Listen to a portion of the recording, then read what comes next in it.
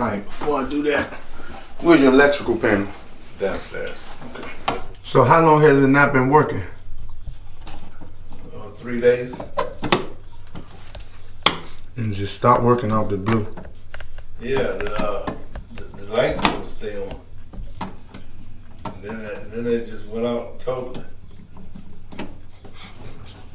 It's still under warranty. Oh, they said no power. Yeah. We'll figure it out right now. Tester. Rule number 1 for troubleshooting.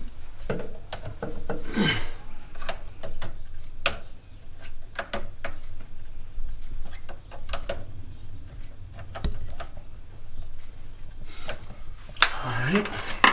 The first thing you want to do, come into a situation, customer tell you there's no power.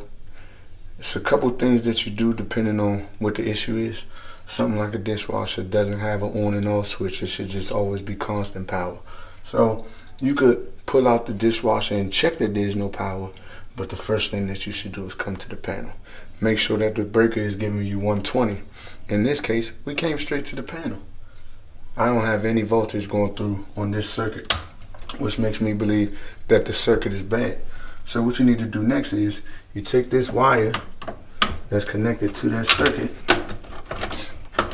I'm going to loosen that up. Make sure you're good at loosening it up though.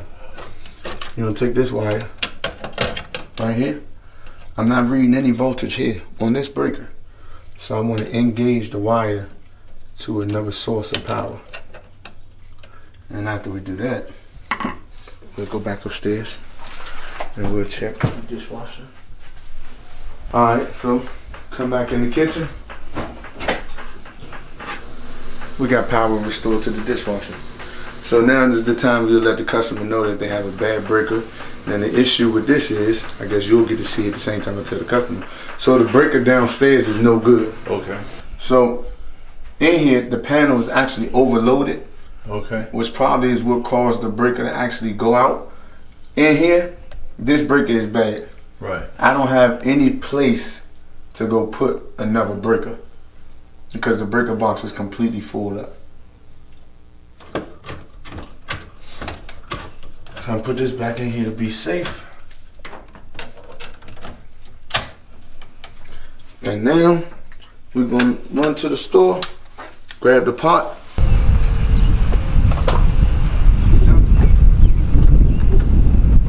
Man, I can't help but buy something every time I come in here. All this stuff just looks so good, even though I got it all. Breaker do. I want to buy a couple of them now. Because if I had these, I would have never had to come up here. I've been to Home Depot. Back at the customer house. It's pouring down raining, cats and dogs.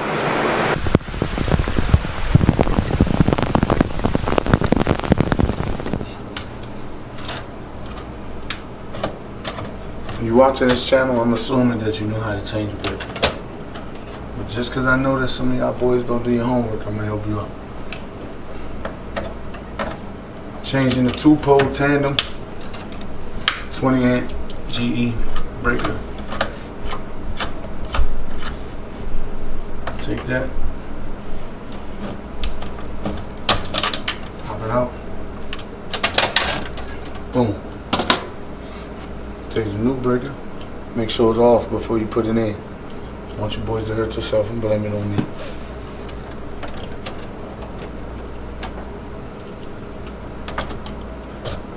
New breaker in. Make sure it's off. Always trace it back to the ground and the neutral. Make sure that you got a good connection, because you still want to know what made it go bad unless it was just a bad breaker over time. Put both wires back on.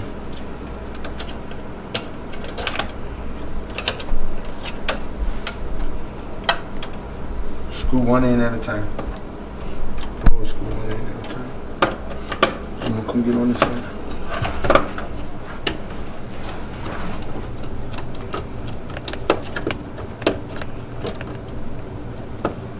Make sure they're nice and tight. Loose connections start fires.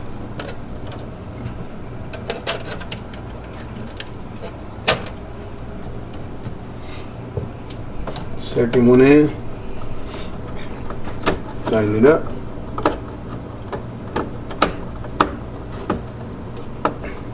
Real good and tight. Brand new breaker. Turn it all the way off. Cut it back on. Should do that. Finish. And y'all get out of here, man. I ain't got no more game for you, man.